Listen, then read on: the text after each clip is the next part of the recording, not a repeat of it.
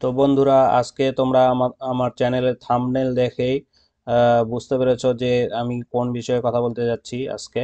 তো Paytm payments ব্যাংকের একটা নতুন খবর এসেছে, যে এই ব্যাংক 29 ফেব্রুয়ারি শেষ, আর শুনতে পাবেন না পেটিএম করো। তো আরবিআই এই পেটিএম পেমেন্টস ব্যাংকের বিরুদ্ধে নিষেধাজ্ঞা জারি করেছে। কেন্দ্রীয় ব্যাংক বলেছে যে একটি সিস্টেম অডিট রিপোর্ট এবং পরবর্তী সংকলন বৈধতা রিপোর্ট প্রকাশ করেছে যে সংস্থাটি ধারাবাহিকভাবে সম্মতির মান লঙ্ঘন করেছে। তো এই খবরটি বেরিয়েছে। তো জি 24 ঘন্টা ডিজিটাল ব্যুরোতে এই খবরটি লিখেছে এরা। তো এবার বড় ধাক্কা পেটিএম পেমেন্ট ব্যাংকের উপর বুধবার বড়সড় নিষেধাজ্ঞা আরোপ করল রিজার্ভ ব্যাংক। 29 ফেব্রুয়ারির পর আর ব্যাংকিং পরিষেবা দিতে পারবে না তারা। কোনো গ্রাহকের অ্যাকাউন্ট, ওয়ালেট বা ফাস্ট্যাগে কোনো টাকা জমা নিতে বা ক্রেডিট লেনদেনও করতে পারবে না। 31 জানুয়ারি 2024 অর্থাৎ মঙ্গলবার এই নির্দেশিকা জারি করা হয়। সে পরিপ্রেক্ষিতে বলা হয়েছে কিছু নিয়ম ভঙ্গের অভিযোগ উঠেছে অনলাইন লেনদেন বিষয়ক এই অ্যাপটির বিরুদ্ধে। তাই এবার কড়া সিদ্ধান্ত নিল আরবিআই। আর এই নির্দেশ সামনে আসার পর থেকে কার্যত চিন্তার ভাঁজ পেটিএম ইউজারদের কপালে। তো পেটিএম যারা যারা ইউজ করেন তাদের সত্যি একটা দুর্ভাগ্যজনক বিষয় যে পেটিএম পেমেন্টস ব্যাংক আর 29 ফেব্রুয়ারির পর থেকে কেউ চালাতে পারবেন না। তো এইখানে ডিটেলসে আরও আমরা জানবো। তো আমারও পেটিএম পেমেন্টস ব্যাংক অ্যাকাউন্ট রয়েছে, তার একটা মেলও এসেছে। তো দেখা যাক মেল আপডেটে কি দিয়েছে।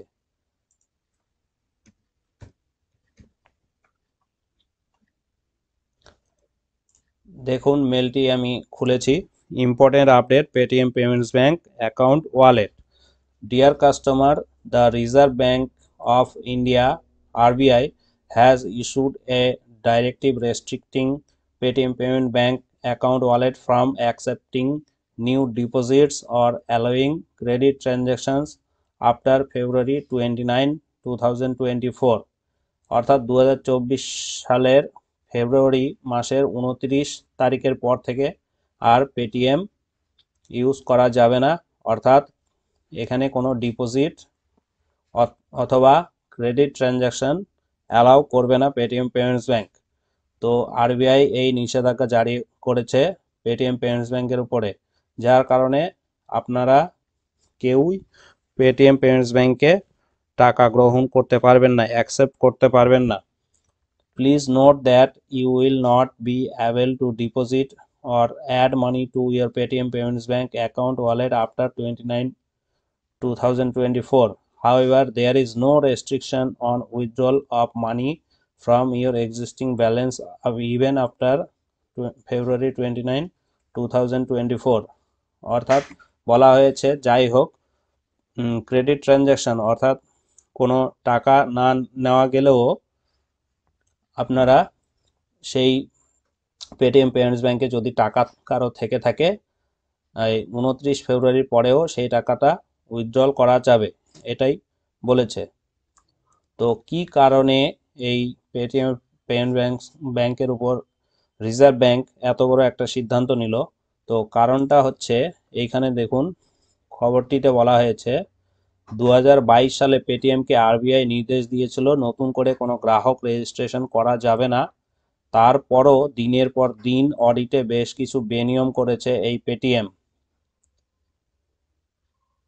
তো আরবিআই জানিয়েছে ব্যাংক গ্রাহকরা তাদের অ্যাকাউন্ট থেকে ব্যালেন্স তোলা বা ব্যবহার করার অনুমতি পাবেন, যেমন savings account, current account, prepaid instruments, FASTag, national common mobility card কোনো বাধা ছাড়াই তারা ব্যবহার করতে পারবেন। তবে আগামী 15 মার্চের মধ্যে পেটিএম পেমেন্টস ব্যাংকে নোডাল অ্যাকাউন্ট সেটেল করার কথা বলা হয়েছে।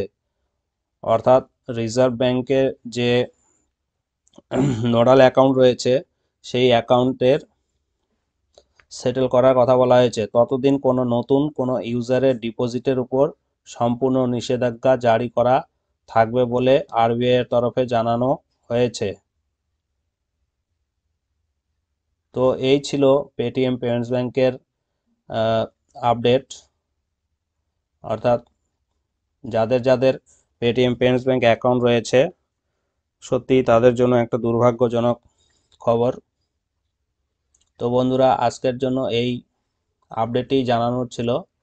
আর হ্যাঁ বন্ধুরা, সবাই খুব সাবধানে থাকবেন, ভালো থাকবেন, সুস্থ থাকবেন এবং সাবধানে ব্যাংকিং লেনদেন করবেন। আজকে আমি এইখানেই আমার ভিডিওটি শেষ করছি।